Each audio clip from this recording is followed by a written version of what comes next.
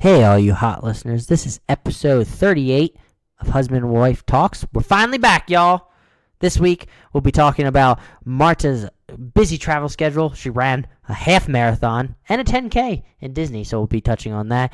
And then we'll be just talking about and discussing materialism and why nowadays it's encouraged to people to just buy. Stay tuned for this fantastic conversation.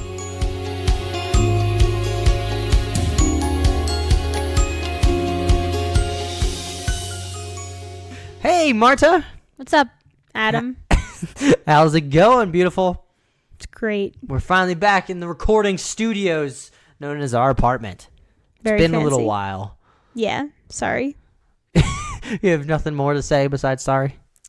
Sorry. Some travel, busy, not in same place together, can't record, Man, you're being very blunt with the hot listeners. We apologize. We were just away. Marta was traveling a bunch, and we couldn't get our schedules to work out. And it's a little difficult trying to find times to record when we're in different time zones in general. But we're back at it again for another episode of Husband and Wife Talks. Get excited. I'm excited. We'll be back here next Tuesday, just an FYI, because we're not going to be traveling for a little while. I think Easter's the next time. Yeah, true. We'll be going places. So, shall we kick this off? Yeah, let's kick it. You'll be listening to this episode on March 2nd, which I think there's... March 12th. Well, March 12th. I knew there was a 2 in there. I screwed up. Marta, do you want to give the rundown of the holidays that they'll be participating let me in take during over that day? For March 12th. March 12th. I Tuesday. apologize. I don't know why I said 2nd. National... My B. Anyway, March 12th is National Baked Scallops Day, so that's cool if you like some scallops. That makes me think of... In the show Bachelor in Paradise, there was a girl, they called her Scallop Fingers because she would eat scallops with her fingers and she didn't use utensils. And then she would, after eating the scallop, she would lick her fingers and make that noise. Personally, I like scallops, but it's not a finger food. No, for sure not. If you're not familiar with scallops, they're not a finger food. I feel like they're like a fancy delicacy to eat at a fancy restaurant, too. Like, the only time... I'm thinking about seafood in terms of finger food. The only seafood finger food I can think of right now is like cocktail shrimp, where you have like the cold shrimp, crabs, and like calamari. Mm-hmm. But usually when it's not like fried or and one of those exceptions. Calamari we normally eat with forks too, most of the time. If I'm at a restaurant and I'm having another course, I'll probably use a fork because I don't want my fingers all greasy. The whole night. But anyway, that was a random story I thought about Baked Scallops Day. But the next one is National Girl Scout Day. Not National Girl Scout Cookie Day, which in my opinion would have been a little more fun to celebrate. Nothing against Girl Scouts, but you weren't a Girl Scout, were you? No. Neither was I. Wasn't a Boy Scout. Well, there was like a Ukrainian version, but did you participate in that? Yeah, I did. Oh, you did? Yeah. Did you learn how to tie a knot? No, it wasn't like any of that. What'd you learn how to do? I don't really remember. I don't know. You don't know? You just knew you were a part of it? I mean, it wasn't as like intense as Girl Scouts. It was more through that organization that they had different camps for kids in the summer, and they had different, what are they called? Pins? Not pins. Badges? The thing you sew on. Yeah, badges that you could earn. But I never really... Sounds like the Girl Scouts. But I wasn't that involved to earn like all the badges. You were too cool for that. Yeah, too cool for school. Before we go on, since you mentioned Girl Scout cookies, do you know what your favorites are? All of them? All of them? Are you the classic Thin Mint person? I'm the classic I could eat a box of any of them person, honestly. I like Tagalongs. I like Thin Mints. I like Samoas. I don't know. I really think I like most of them. There's even a lemon one that I think I've tried. Mm-hmm. Oh, right. I forget what the lemon one's called, though. But I like that one. So no, I don't have a favorite. My favorite are definitely the just Samoas. I thought you didn't like coconut, though. I don't, but for some reason I love those. They're delicious. And then Tagalongs are normally my Oh, go-to. they're so good. I love both of them. Tagalongs are basically like Reese's, but in cookie form, right? Because there's like peanut butter on the inside, Yeah. and then it's chocolate on the outside. It's not helping with what you're going through right now, It's okay. which we'll get to in your recommendation. We will. Tease. Looking at We still got that down. Looking at this list just makes me want them so much. Turn it off. Oh, the lemon ones are called Savannah Smiles. Those are probably my mom's favorite. She's always into lemon. I don't know why. I'm not a lemon person. I guess I didn't inherit it from her for some odd reason. So the final day is National Plant a Flower Day. How exciting. So go out and plant a flower. Now, do you is that entail just repotting another flower? Is that basically what it means? Or is it planting flower seeds?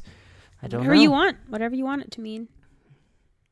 I mean, I don't think there's a rule book or guideline on how to celebrate all these holidays, considering most people don't even know about them. Yeah, there's just so many random holidays. I don't know why there are so many, but here we are. We share it, and we promote them. Yeah, we're going to have a holiday every time we talk on this podcast. I feel like it's going to be forever until we run out of holidays, because every year Tuesday lines up on a different day. That's true. Yeah. Technically, it would be 7 years because there's 7 days in the week, and typically because I know my shifts. Yeah, and I only know that. Well, I know that just from how days work, but I also know that because my birthday falls in the Super Bowl every 6 years, like on the 7th year. Yeah. And in 2013, the Ravens won the Super Bowl on my birthday. And the Super Bowl ended up on your birthday. I think we mentioned this year. Yeah, but the Ravens weren't there and didn't win. Unfortunate. So I don't really care. So we've been away for some time now. So I guess we should get into what we've been up to since we've been leaving the hot listeners in the wind on what we've been doing and what's going on, which, again, we apologize. Don't be an over-apologist. You apologize once, move on. They have to accept my apology right then and there. Yeah. That's like when people apologize too much. No, you apologize once and it's done. They don't accept your apology after one time. They might not accept it after 5 or 10. So, whatever. That's more on them now. Exactly. All the blame shift right onto them. Exactly. Yeah. Yep. It's all their fault now. No, I'm not saying blame. I'm saying if someone apologizes to you and you don't accept it, that's on you. Do you think there's just reasons for why people don't accept apologies? They just want to hold on to the grudge or the anger? Well, I think it depends on what happened. Yeah. If it's sure, there's all different types of circumstances. If it was something dumb, then maybe you should just forgive them. But if something that really hurt you or was impacted you for more than just like a second and you just blinked and moved on, then I don't know if I would accept it just like that. It depends. But I think for a podcast, like if you enjoy listening to it, then you would be thankful for any episode, I would think. Yeah, that's a good point. Because we're doing this for fun. So if we're not able to do it, or if doing it is a burden or like inconvenient to us and we can't put out a good episode, then what's the point just putting something out to put it out, Yeah, I understand that. Yeah. It's a good point. Yeah, thank you. I don't know why you're like Mr. Giggles over there right now. Because there's something you told me before the show that I'm just kind of waiting on. And every time you go into something, I just start thinking about it. Oh, that would have been a good one. Good time. But yeah, we are doing this for fun.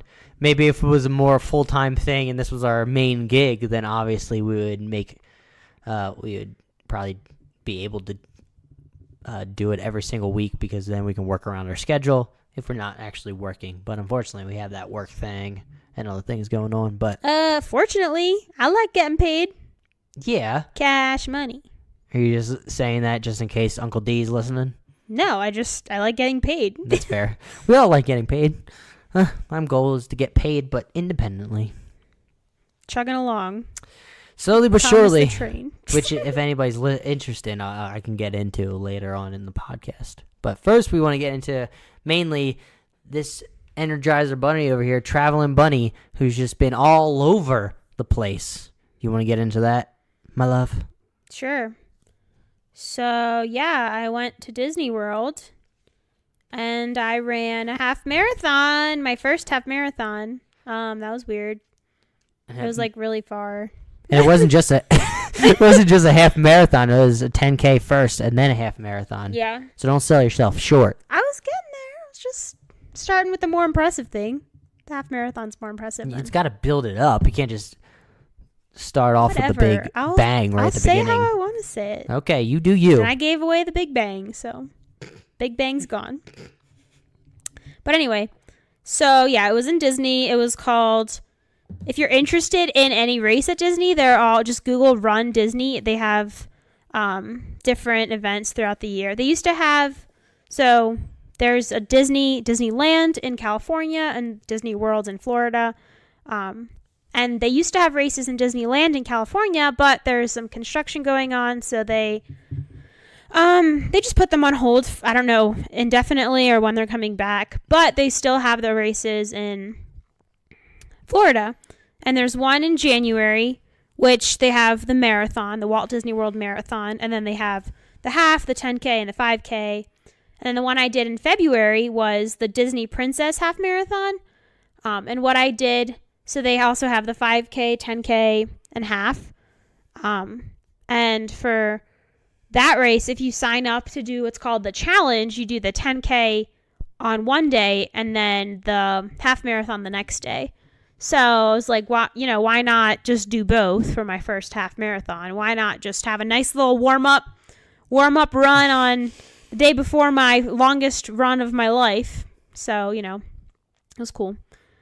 Oh yeah, and then while I was talking about the races, there's also a Star Wars run, which I guess is not as girly as the Disney Princess run. The Star Wars run, and then there's one called the Disney Wine and Dine. So that one's more focused on, obviously, food and beverage, and they have like a big party, I think, after the race. Do they hand out boxed wine as you run? I wouldn't want to drink wine as I run. As soon as I cross the finish line. Yeah, heck yeah. And then they have one race in Disneyland Paris. That's cool. I haven't been following what's going on in Paris, but last I heard, Paris was in the news. There's some riots going on. Stuff. So I wouldn't go to Paris until it would be, more safe. Chills out. Yeah. But, so yeah, did the 10K. So I haven't really done that many. I've done literally 2 other races, a 10K. Oh, no, 3. I did a 10K in Disneyland. I did a 5K in Washington, D.C. That was like one of those winter ones, hot chocolate or whatever. Mm-hmm. I don't know what it was called. Oh, Jingle All the Way. So, yeah. Hot chocolate. I was supposed to do, I think, a hot chocolate race, and then it ended up getting canceled. Oh, okay. It's like another winter-themed one. And then you and I did the 4K on Thanksgiving. Yeah, I'm slowing her down. She's done all these high, long-distance runs, and I'm doing a 4K. So, honestly, after training because on the Run Disney site, there's different training plans depending on the race that you're doing. And if you're doing a half marathon only, the training is a little bit different than if you do a 10K and then a half, because you have to run 2 semi-long distances 2 days in a row. But I remember running my first 10K a year and a half ago, and I felt like I struggled so much more in that one. In this 10K, I was like, wow, already done? Okay. And then during the half, because the 10K was less than half the distance of the half marathon. And what I was ultimately training for was the half. But I feel like at mile, I forget when it was, at some point I was just like, I'm so tired. I was like, I could walk the rest of the way, but that would be really lame, because... Not that there's anything wrong with that. There's nothing wrong with that. People walk the whole thing. But personally, I just didn't want to finish walking. I wanted to finish running. And you were telling me, though, before, when you looked up other marathons, some people, like legit marathons, they frowned on people that walk during it. Yeah. Right? Disney's a different... I mean, I've done, 2 other races, the 5K and then the 4K we did together. Those are the only non-Disney races I've done. But in Disney, I guess embracing the Disney spirit, it's a lot more like community and collaboration, and people are there to finish, and it's not as much about like getting your personal best, because especially for the half marathon, we ran through Magic Kingdom, and then we ran through Epcot too at the end. But there's different character stops, so you can stop and take pictures with different characters. And I think for the full marathon, people actually, because the marathon's obviously so much longer, people actually hop on rides like during the race. But, really? Yeah. But the only problem with that is, obviously that's taking away from your race time. So for me, I think if they're hopping on the rides, they don't care too much about their time. Well, no, but it depends when you start. So I was in the last starting group because I didn't submit any proof of time to put me in an earlier group, nor did I really have any proof of time that would have been so fast that I could have started super early. But when you start super early, you have that extra time. Whereas since I started in the last group, I didn't have that extra buffer. Because, so you just had to go? Well, I mean, I could have gone slower. So I think the mile pace, I'm not sure. I'd have to double check. But I think it's like 16 minutes a mile. So they get rid of the people that aren't going that fast, or what? Well, they have something called balloon ladies. So at the end of my starting group, because I started in the last wave, they had people called balloon ladies, and they're ladies that walk this certain pace the entire course, and they're holding balloons. And if they pass you at any point, you get in the van and they drive you to the end. It's called being swept. Really? Yeah. But the balloon ladies are just walking. Well, they're setting the slowest pace that you could possibly go. Which is walking. Yeah. Oh. Walking at that pace, yeah. Gotcha. So that's why you need a buffer, because... But if you start in the beginning and just want to do it for fun, I guess, if somebody's like a really good marathon runner but's not actually trying to do this for a run, then you can just ride a bunch of rides, I guess. Yeah. Because it's early in the morning, too, right? So there's nobody there? Well, the parks aren't open because the races... So how does that even work? Well, I think in the marathon, it's probably by the time you're running in that park where you're running the ride, that park's open. Gotcha. Because our races, the 10K and the half, both start at 5:30, but at 5:30 a.m. But that's the very first group. So I think I started both at least an hour after, because they have so many, like thousands of people that they have to get through the start line. I think it seems difficult, like training to do this, because a lot of times when you get closer and closer to your goals, you have to set away so much time to run this long distance on just like a treadmill, or if it's a nicer out, you can run at least outside. But that just seems like such a huge time sink that it could be difficult for people to want to get up and train for that. Marathon especially, I was looking at some training plans, because now that I've done a half, which I never thought I would ever do or finish. Proud of you. Thanks. But now I'm like, oh, well, I want to do a full marathon at some point. Oh, goodness. But that's the problem, that when you train, you run like 20 plus miles on the weekend, and that's a huge chunk of your time. Mm-hmm. But overall, I would recommend the Disney races. As someone who's not like a crazy runner, I never did track or field. I trained, but I could have trained more. Mm. But I would say it's a really positive environment. It's also fun because like people dress up, so it's not, I don't know, it just seems more fun. Yeah, it's not like it's not like the competitive or Boston or whatever the other huge marathons are that people like go there to PR and you have to submit under hour and a half or whatever the time strict. Under an hour and a half to run a half marathon? No, I made that up. But like they are fast. Yeah, I'm sure they're very fast. I just don't know what the cutoffs are. I made that up. Goodness. Not spoiler. FYI. I made that For some reason that reminded me, I saw, I think it was on the History Channel way back when, where it was sort of a play on like superheroes, where they're going around trying to find humans that are a little abnormal and they're kind of superhuman like. And I remember there was this one guy on there that was like a long distance runner, and he could run really far without getting tired or like feel it in his legs. And then like they did an analysis, and apparently like his lactic acid buildup happened less often than normal people. So when you run, you could feel it. Normal people will feel it more in their legs, but he doesn't feel it nearly as much, so he can run for longer distances. That's pretty cool. Yeah. I don't know why I thought of that. It just did. I mean, it's related to running. Yeah. Huh. But I'm sure you felt a wave of accomplishment when you finished both of them. I didn't feel that accomplished after the 10K because I knew you how knew much the further I next had thing to was run coming, the next day. But I think, a lot of people there, like, it's either their first race or, like, they're on a team fundraising money for someone in their family or friend that has, like, a disease or cancer. So it's nice when you run by people and they're, like, running for Kelly or whatever. It just makes you think, like, there's people that are doing this, either running or walking for a cause, and, like, who am I to stop running and start walking and, like, complain about my pain when I have, I'm healthy, knock on wood, I have 2 functioning legs. We're all running. The other thing that was absolutely crazy was the humidity.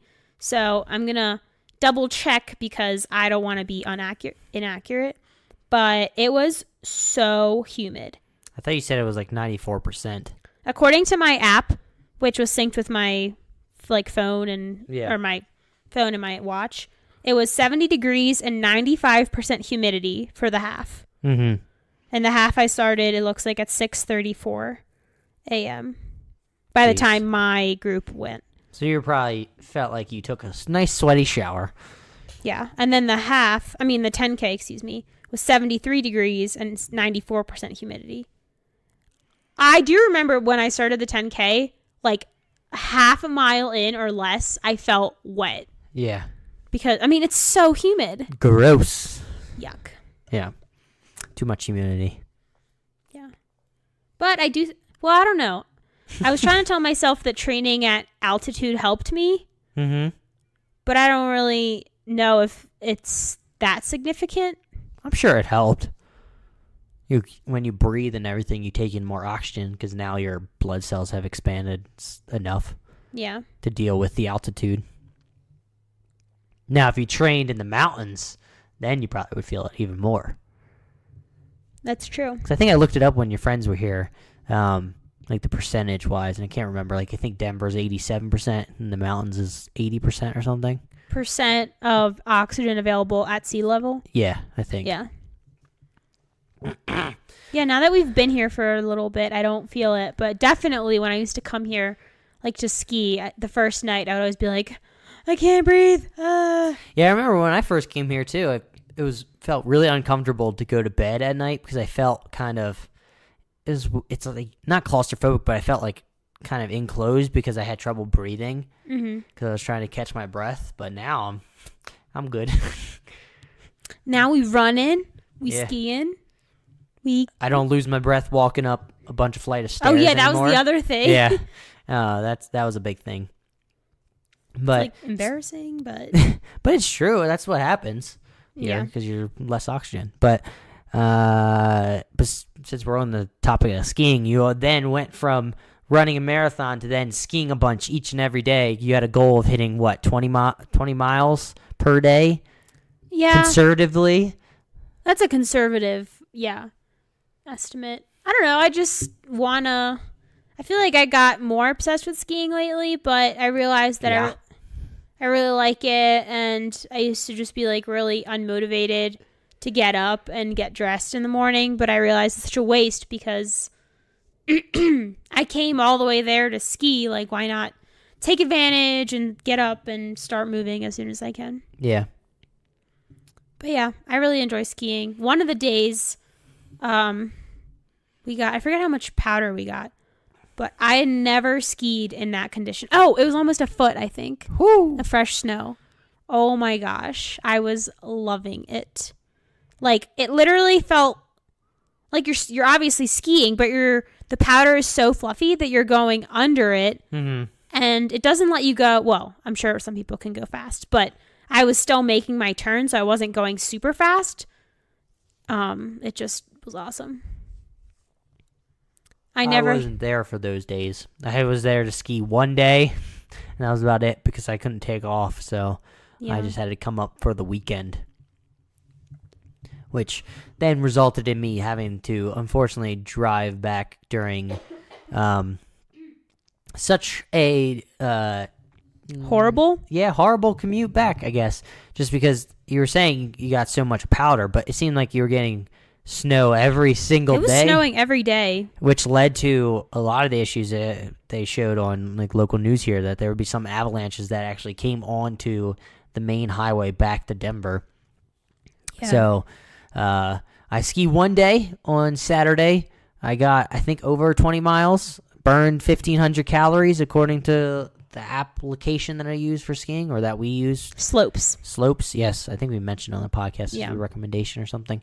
But yeah, did that next day because I didn't want to be running late because I knew there was going to be traffic, but for the life of me, did not expect it to take this long. It took me like 5 hours just to get back, and normally it would take, I guess, normal traffic would be like, what, 2.5? So double the time. I would say like 2 max if there was no traffic. Yeah. No traffic would be like an hour and a half, but like normally Sundays has some traffic. Oh, yeah, like 2.5 max. Yeah. But it doubled time because there was portions initially. I was still in the, I want to say still in the ski area. Mm-hmm. So where you were skiing, that was Keystone, right? I was just getting out of that to go on to after getting gas, and I was just going on to 70, and I could see on my navigation that Dylan was still to the right of me, and then I was just stuck there for the longest time, and there was a pileup right there. So there was an accident? Yeah, there's a pileup. I think I told you, but there's a pileup where there was a long 18-wheeler on the side. There was a bunch of cars like in different directions, and the reason it was going slow is that people were they at least had space for like one car to go through at a time, so everybody's trying to wiggle through to get through this pileup. And the thing that was annoying is that I don't understand people. There's laws in place, or traction laws specifically for, I kind of agree with this law, for your safety. You shouldn't be driving a two-wheel drive car unless it has snow tires or chains. Yeah. But I saw so many cars that clearly did not have traction whatsoever. Their back tires were spinning constantly. There was a Mini Cooper on the road I saw at one point that it was trying to go, and we were like, I think it was past the tunnel, but there was still snow on the ground, and it just kept spinning, and I could see cars that had two-wheel drives, like they would shake back and forth because they're trying to get traction. Wow, that's scary. Yeah, so I was a little nervous being around all these cars. And then the frustrating thing is when I started getting back to Denver, when the roads were a little better. I mean, it snowed in Denver, but the roads were clearly better paved. They had like you could see the pavement, but like the two-wheel pavement type deal. Mm-hmm. But everyone's still driving 20 miles per hour like it's just powder galore on the road, which was kind of annoying. So, I don't know. I got really frustrated towards the end when there was traffic just randomly in Denver itself, like on a random road because of an accident. It was just bumper to bumper for some reason, and I was only like, according to Google Maps, 10 or 11 minutes away. And I feel like anybody out there who's been dealt with traffic and like for a longer road trip and stuck in traffic for over an hour or two, and then you finally get really close and then you get stuck in traffic again, it can be a very frustrating time for y'all. And it was frustrating for me. Yeah, the first time you texted me, I thought you were back home, and you were like, I haven't even made it to the tunnel. And at that point, no traffic. I could have driven to where you were in like 15 minutes. Yep. Which is, that blew my mind. I was like, what? What do you mean you haven't made it to the tunnel? I was able to, because we're in such standstill traffic, like we barely moved. I feel like I could have had a full-blown conversation with you for a little bit. Because I was just sitting there for the longest time. Yeah. I had to hold my pee in for a while, too. TMI. What? It's true. I just had to hold it. You had to use the restroom. Everybody knows what I'm talking about. Well, if you said restroom, they might think the other thing. Okay. But that's basically what we've been up to. I mean, I can go into if anyone's interested in my coding stuff. I feel like, I don't know, I'm always proud of myself because I'm getting farther. And I'm like, I'm proud of you too. Oh, thank you. You're welcome. No, but I'm learning a lot of new things, and I think it's fun to learn something new and work through it. And right now I'm setting up my own I think, web server to do back-end stuff for the app that I realized that I needed as I was working through it. I was like, it's going to be too much on the phone itself. So I'm learning how to do that, which is fun. So that's exciting. I feel like all my skills that I've learned throughout my life coming together to help me with this. All your skills? Well, maybe not all my skills, all my programming skills at least. That makes sense. Stuff that I learned like Python, and now getting experience with SQLite at this current job. And so and helping you get through your Java course has really helped me too. You're welcome. So I think it's exciting, and I think it's maybe for a topic in the future, but just to briefly touch on it, how important it is to kind of just still, even if you're in a place that you're not happy about, or you're in a work spot where you're not too keen on staying there forever, at least just know that you'll learn something from it. Like, you'll always learn something that you can take to another job or another project that you can do in the future. So it kind of culminates together to be a beneficial thing. You just take little tidbits of your work and keep moving forward and growing and gaining experience. I mean, that's normally the name of the game. That is the name. Now that I've been talking a lot, I think we want to get into a topic that we are both interested in for the interesting discussion. And this topic comes from materialism. I'm not sure where it comes from. Materialism? It is materialism. Oh. That's what the topic is. Yeah. But it's materialism. Is there a reason we wanted to discuss this, you think? I think so. I was just watching people and listening to different stories and watching TV and movies. I've just noticed, and then also listening and reading to articles about minimalism. I thought we could touch minimalism in a future episode. Yeah, maybe next week. Yeah, but before that, I wanted to dive into materialism and just talk about it, see our thoughts, maybe discuss an article that we found, because it's just interesting. Just how society changed from like what it used to be, and what people's mentality is and all of that. Yeah, I think it's slowly been a progressive thing where it started becoming more and more of such an American thing that we need to spend.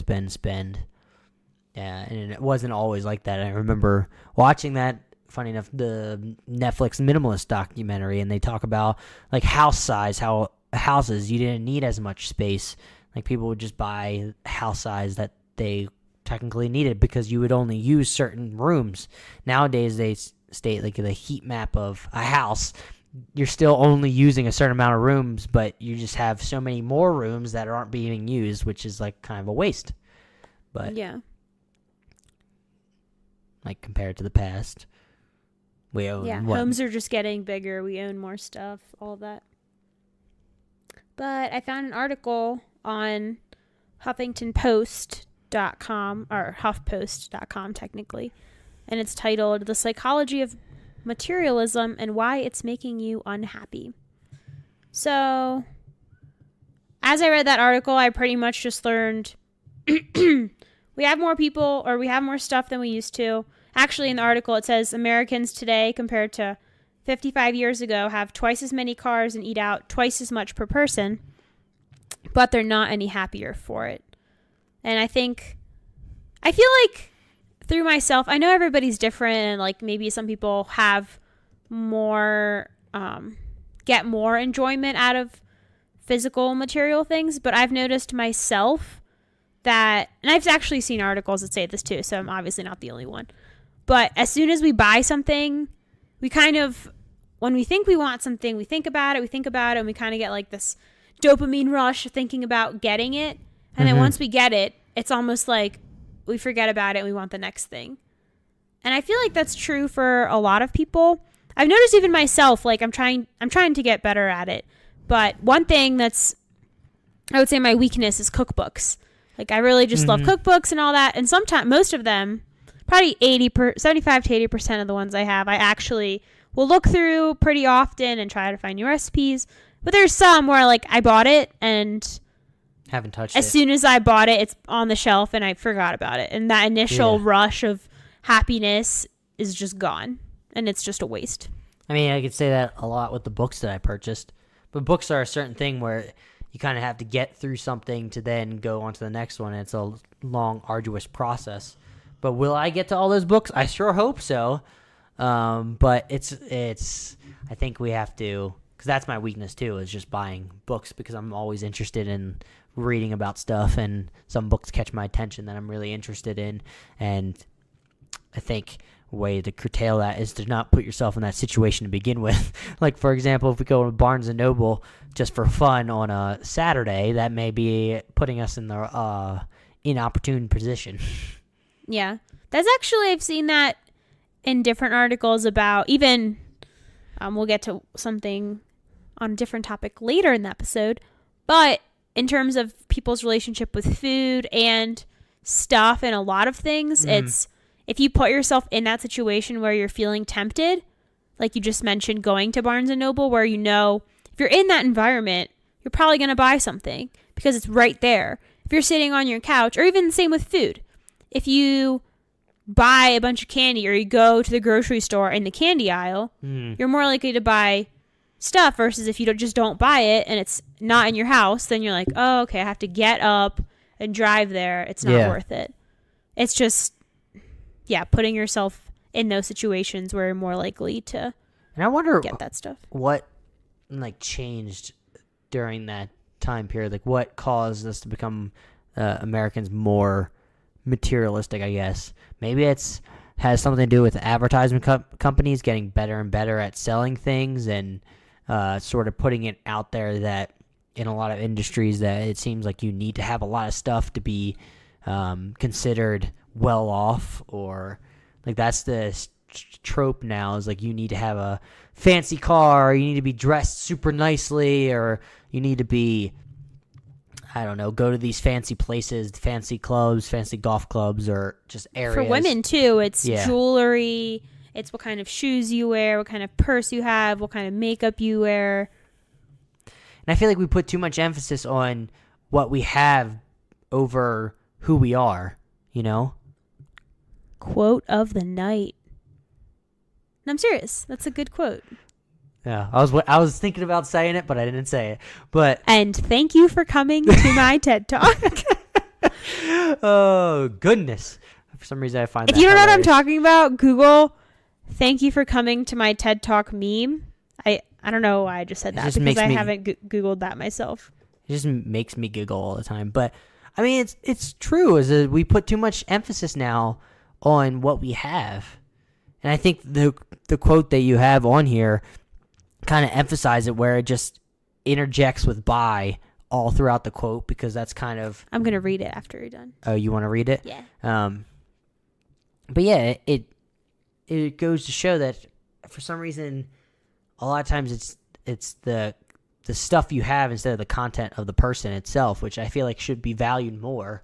I think you should value somebody based on the conversations you have with the person, and not judge them right off the bat based on what they're wearing.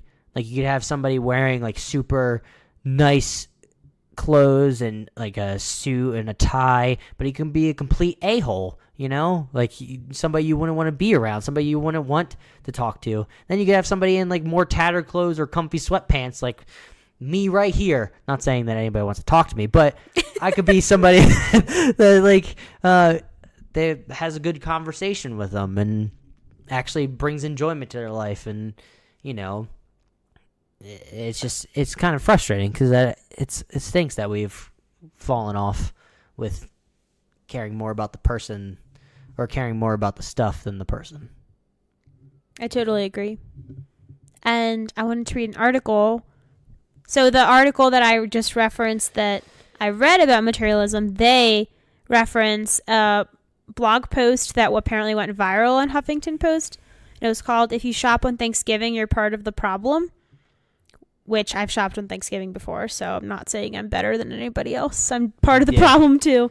But I think it's mainly, I think the problem mainly is the people that go crazy at right as it opens, and I mean, people should not be getting killed or severely injured, or injured at all shopping. Yeah, that's for just, sure.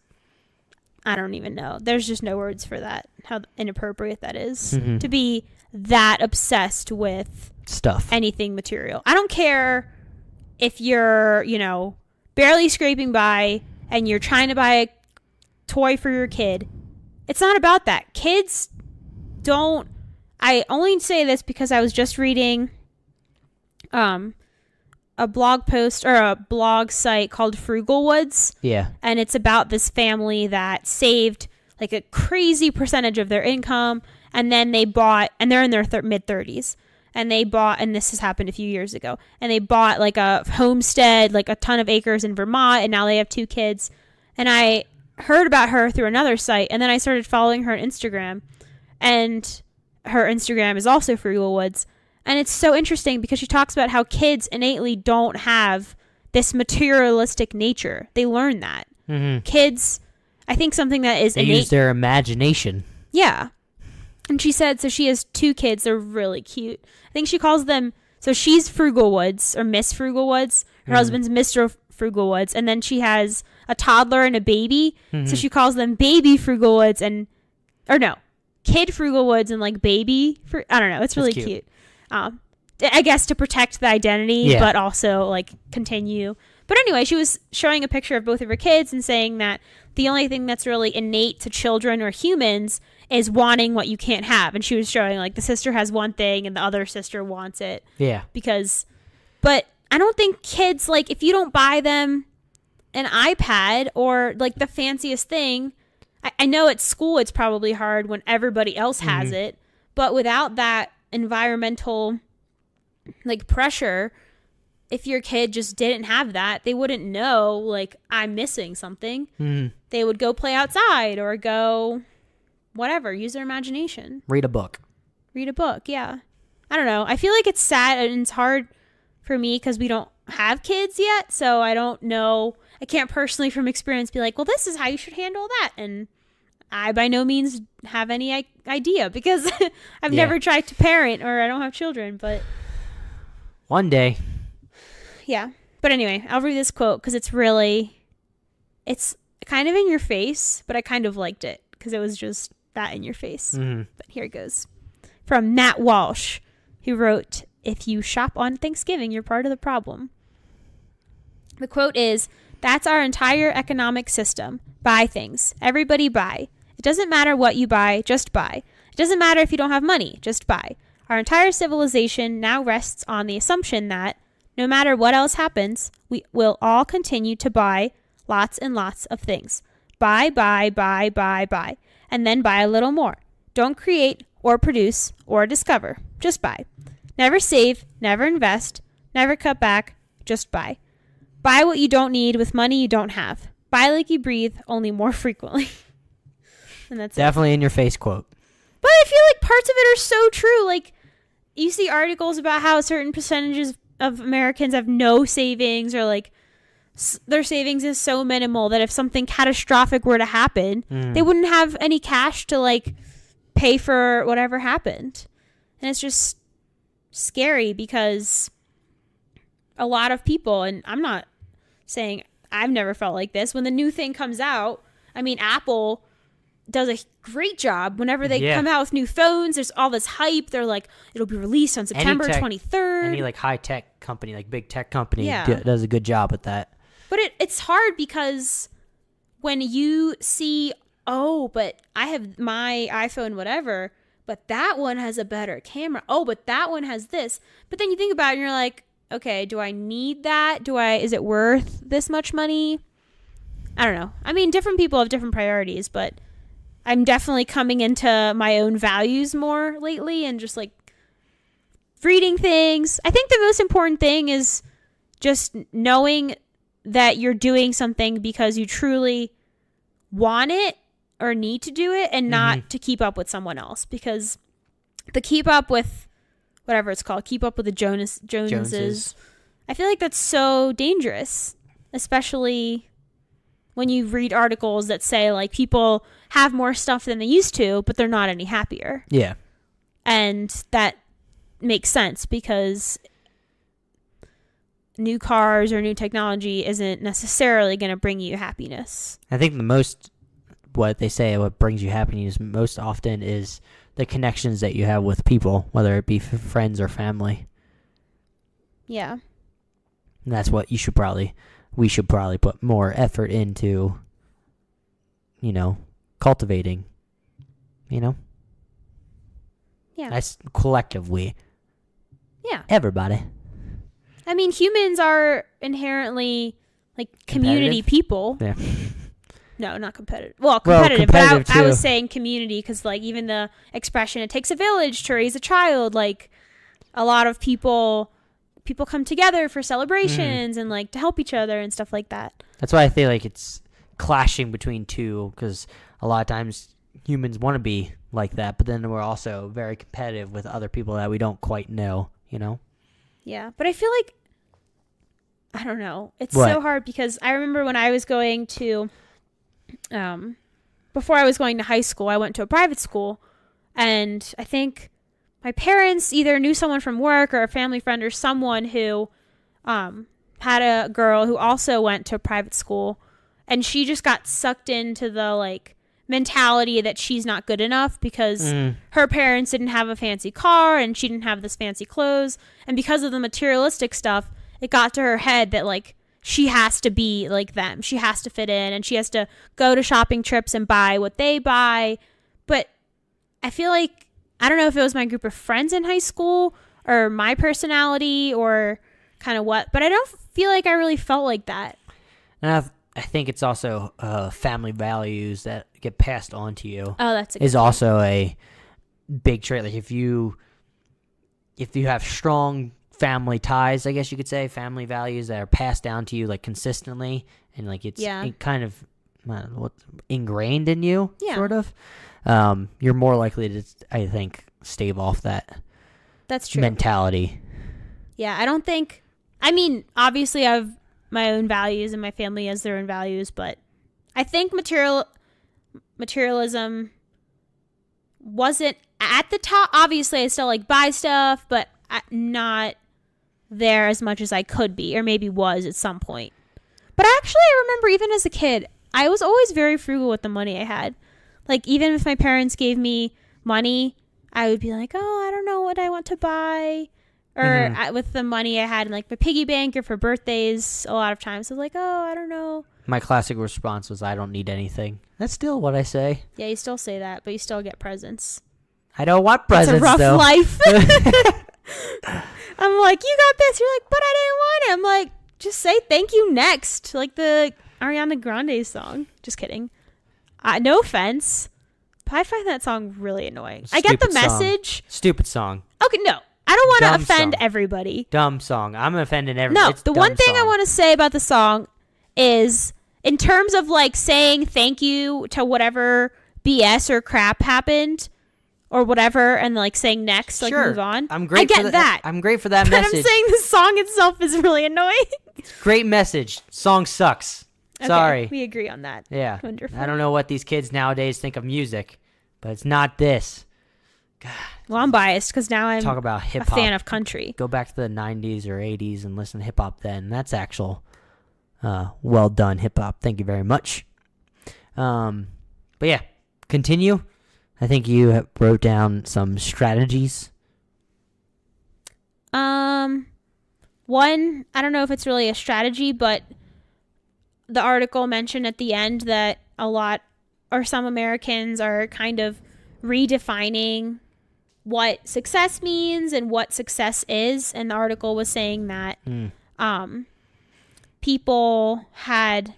surveys had people rank success or having a lot of money in terms of success, and people had having a lot of money as number 20 on a list of 22 possible contributors to having a successful life. So, I mean, it goes to show that people, when they're thinking about it, when they're ranking, comparing to other things that, when you pointed out, I'm assuming family is one of those, happy family is probably there. When you point people out to, or point out things, core values that they think about, oh, crap, that's more important to me. You put it on a list, you realize how far down having a bunch of money to spend kind of is. Don't get me wrong, I think money's good. You should make some, but it's not end all be all. Yeah. But I wonder, since the study or the survey was trying to find Americans' notion of success, I wonder if that's different than if they were to rank like what brings you happiness. I don't know, because I agree that making a lot of money doesn't make you successful, because how do you define success? You can be successful in certain fields and still not feel like a success. Success should be, this is very like Disney fairy tale-ish to say, but I feel like success is just being happy in your own accomplishments and being happy with whatever, because you can't, like you went to college and you came out of college and got this job, but your friend didn't go to college and got this job, but your other friend didn't go to college and is a mom, and this friend, like, you can't compare, I'm more successful than you, because maybe you don't want the same things. Yeah. You can't say you're more successful than someone who didn't go to college, because that's not success. Maybe the mom feels more successful because she feels like she's raised two good kids, or however many kids, compared to the other person that's working 80-hour weeks and things of that nature. Is that successful? Yeah, I think it's personal, but I also think that it's easy to get caught up in thinking that you have to have a certain job or make a certain amount of money.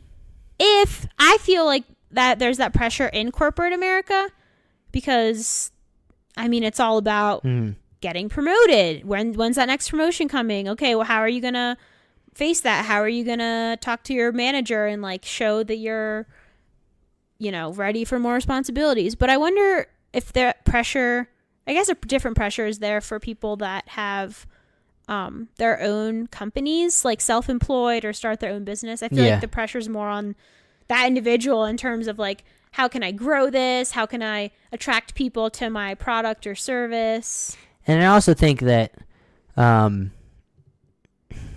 should I put it?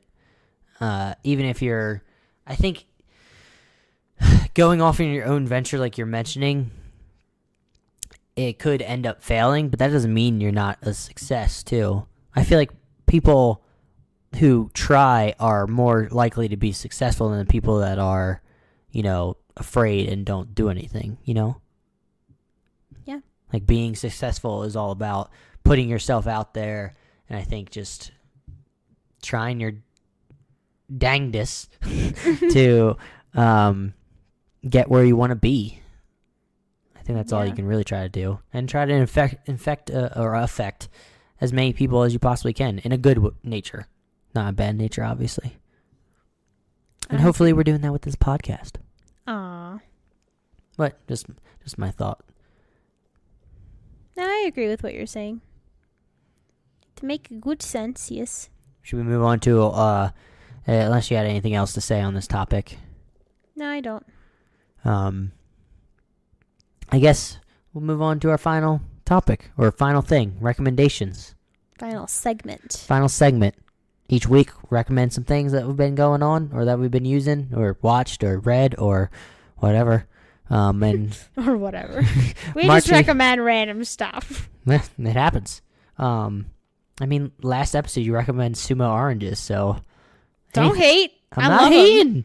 I think my parents think I'm like, how people joke how millennials can't afford to have a house because of avocado toast. They think that's really you now because of sumo oranges. Maybe. I remember when I introduced them to sumo oranges and they realized that they were like at about $2 a pop, and the look on their face was like, what is this? And then I was hyping it up like, it's so sweet, it's so good, and I bought it at a different store than you and I usually buy them at. Yeah. And they were sour, and I was like, oh, come on. Now I have no argument, and they were expensive. Mm-hmm. But anyway, that was my argument, or not my argument, my recommendation last week. Give your recommendations first? Sure, unless you want to go. No, all you. Actually, your recommendation is going to be a joint one. You know that time you just stole my recommendation, said it was joint? Well, this time yours is joint. The thing is, this is the exact same situation that happened. I had my recommendation down already, and then you came in and took it for your own. Whatever. So I gave it a joint. Meh. And it's not going to be a joint because I'm gonna write the episode notes, so it doesn't matter.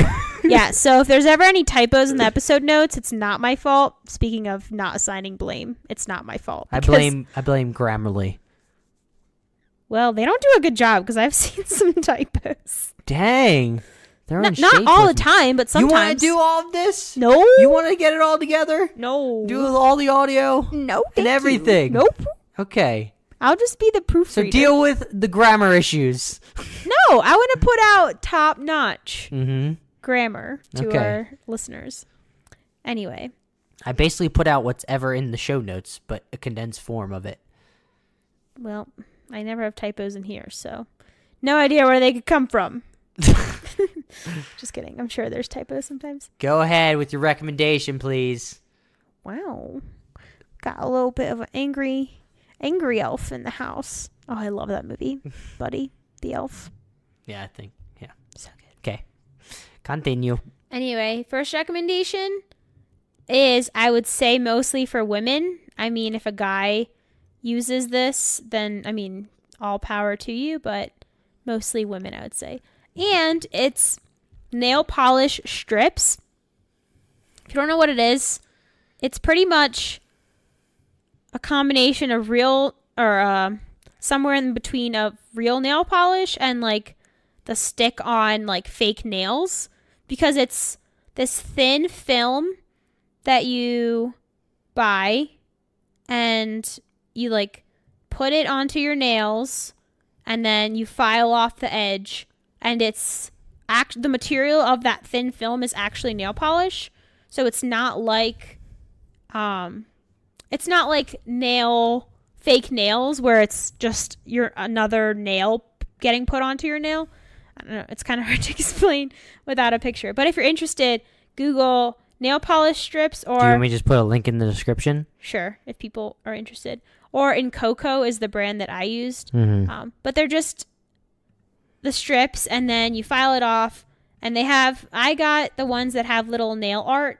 They're not like tacky. Well, I didn't think they were tacky. I thought they were cute. But I liked it because, first of all, I can't paint my own nails or I can, but I either get nail just all over my finger around the nail and then have to use nail polish remover, and I just get annoyed.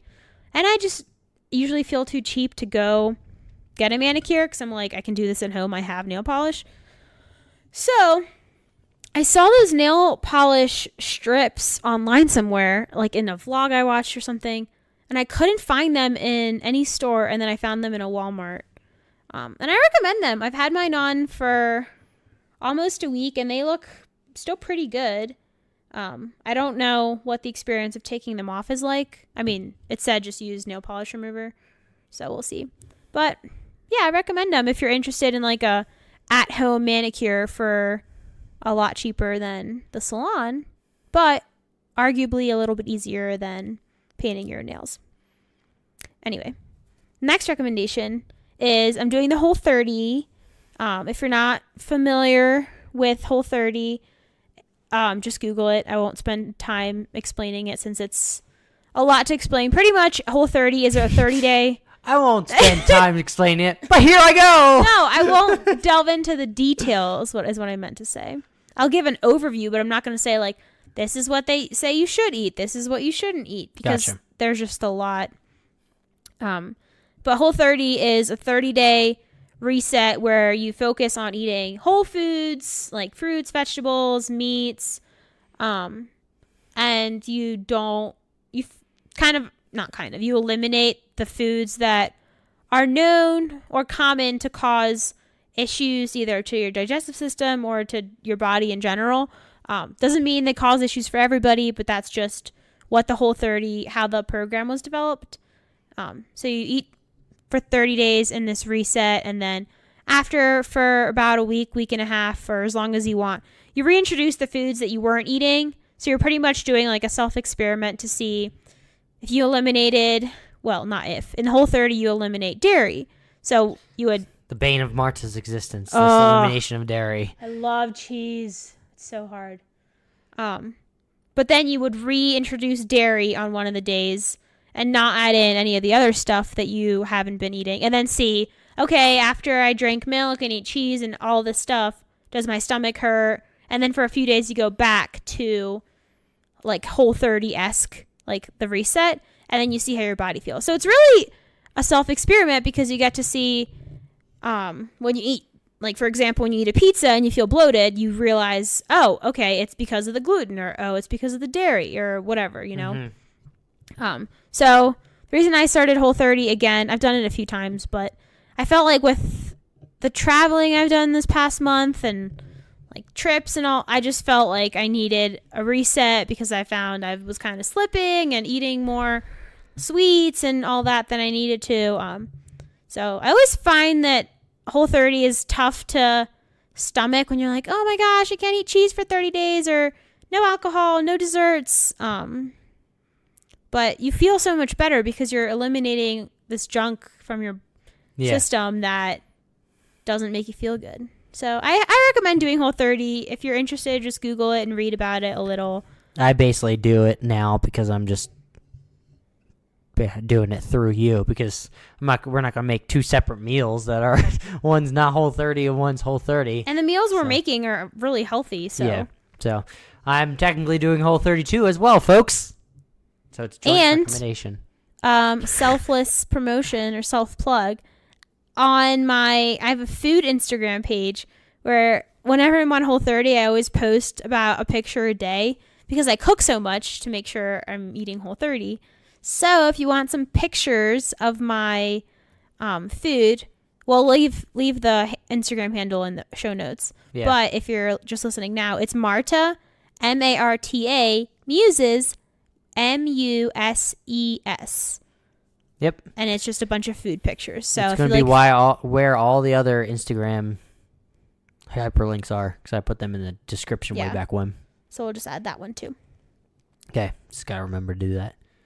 Good recommendation. Thank you. I'm happy to be mostly a part of Whole30, even though some things I will continue to. Well, that's the thing. You can't do it halfsies. I know, but I'm still going to be eating healthy with like the foods and stuff. I know.